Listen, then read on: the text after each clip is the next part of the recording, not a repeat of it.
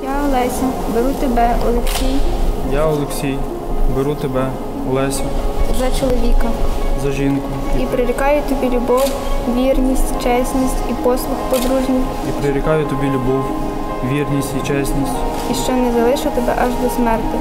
і що не залишу тебе аж до смерті.